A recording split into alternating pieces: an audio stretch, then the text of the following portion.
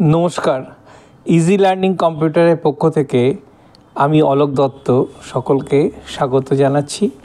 আমরা দীর্ঘদিন ধরে ইউটিউবের মাধ্যমে আমরা বিভিন্ন কম্পিউটারের ক্লাসগুলো করিয়ে থাকি। তো আজকে আমরা তারই মধ্যে এক্সেলের একটা ইম্পর্টেন্ট পার্ট, সেটা হচ্ছে যে ইফ ফাংশানটা কী করে কাজ করে। তো এই ক্লাসগুলোতে আমরা কি করে এক্সেলের মাধ্যমে বিভিন্ন রকম প্রোগ্রেসগুলো করা যায় সেটা আমি এখানে দেখাচ্ছি। তো এখানে একটা স্কুলের মার্কশিট ধরা যাক, একটা XY যে স্কুল, যে কোনো নামটা দিলাম না ইচ্ছা করে, তার মার্কশিট বার করলাম এবং সেই মার্কশিটটা আমরা এখানে টাইপ করে নিয়েছি একটা টেবিল। সেই মার্কশিটের মধ্যে সমস্ত রোল নাম্বার, স্টুডেন্টের নাম আর সাবজেক্টগুলো দিয়ে আমরা একটা শিট বানিয়ে ফেলে রেখেছি। সেই শিটের মধ্যে আমরা কি দেখাবো, যে সেই শিটের টোটালটা কি করে আসছে, সামটা এবং তার অ্যাভারেজ কত এবং তার গ্রেড কত।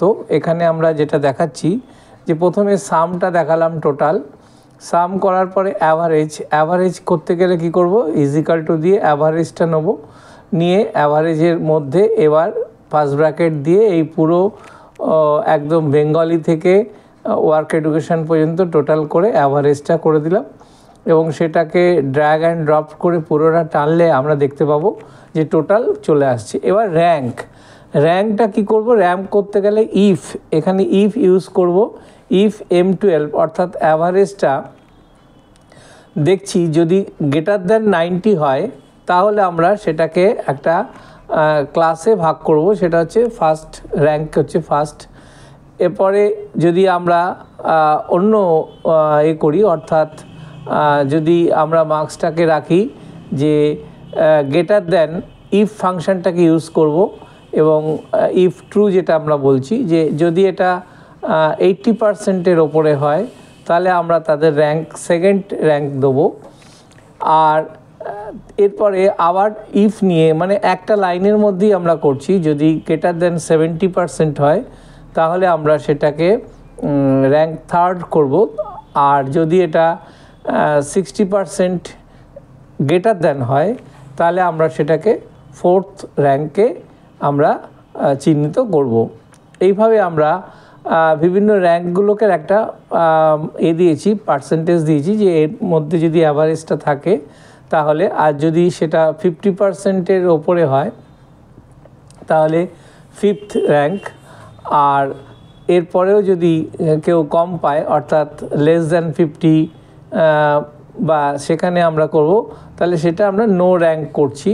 তো সেইভাবে আমরা 50%-এর নিচে করলে, মানে যে যদি কেউ 50%-এর নিচে পায় তখন তাকে আমরা র্যাঙ্ক দিচ্ছি না, নো র্যাঙ্ক বলছি। তো এইভাবে একটা, আর যে কটা আমি নিয়েছিলাম ইফ, সব কটাকে একটা করে ব্র্যাকেট দিয়ে ক্লোজ করে দিলাম। এরপরে আমরা এটাকে টেনে নিয়ে ড্র্যাগ অ্যান্ড ড্রপ করে দিলাম, দেখতে পাবো যে অটোমেটিক্যালি যে যেরকম মার্কস পেয়েছে সেই অনুযায়ী করব। এরপরে আসছি পাস এবং ফেল। পাস ফেলের ক্ষেত্রেও তাই হবে, যদি আমরা যে 25-এর ওপরে পাই তাহলে আমরা তাকে পাস করব, আর যদি ফেল বলি সে হচ্ছে 25-এর নিচে হলে সে ফেল।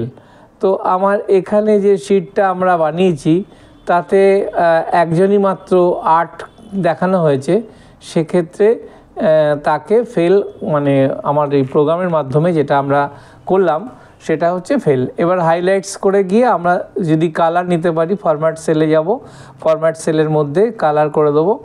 যে নো র্যাঙ্ক যেগুলো আছে সেই নো র্যাঙ্কগুলোকে আমরা রেড দিয়ে দিচ্ছি, আর যেগুলো আমরা বিভিন্ন কালারে আমরা এখানে ডিনোট করে দেখে দিতে পারছি যে কে কীরকম কী পাচ্ছে।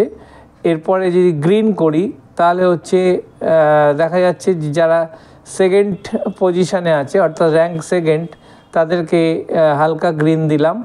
এরম করে প্রত্যেকটা র্যাঙ্ককে আমরা আলাদা করে কালার করে থার্ড র্যাঙ্কে একটু ইয়েলো টাইপের দিলাম।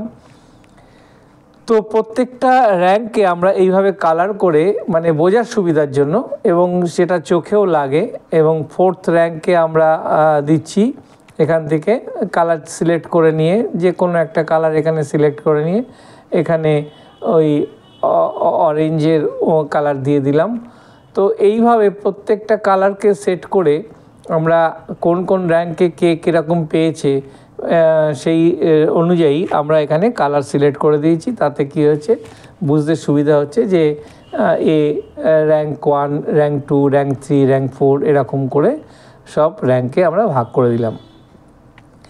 এরপরে আসছি কি পাস ফেলের ক্ষেত্রে। সেক্ষেত্রেও আমরা হাইলাইটসে এসে দেখতে পাবো যে পাস যদি হয়, এই ছিল আজকে আমাদের ক্লাসের বিষয়বস্তু। আর যদি ফেল হয় যে কি করে একটা ইলেকট্রিক অফিসের যে ডিসকাউন্ট, তো এই ছিল আজকে কি করে আমরা টোটাল মেটেরিয়ালাইজ করলাম এবং বিভিন্ন পাই চার্টের মাধ্যমে এক্সেল আপনাদের সামনে তুলে ধরলাম, সেটা আমি আজকে এই এক্সেল শিটে দেখালাম। তো এই শিটটা যদি আপনাদের ভালো লাগে এই ভিডিওটা, তাহলে অবশ্যই লাইক করবেন, শেয়ার করবেন, প্র্যাকটিক্যাল শিটের মধ্যে না থাকলে অবশ্যই সাবস্ক্রাইব করবেন। ভালো থাকবেন। এক্সাম্পল আমি অনেকগুলো এক্সাম্পল করিয়ে বোঝানোর চেষ্টা করলাম। যদি আপনাদের ভালো লাগে তাহলে অবশ্যই লাইক করবেন, শেয়ার করবেন, আর সাবস্ক্রাইব করা না থাকলে সাবস্ক্রাইব করবেন। ভালো থাকবেন।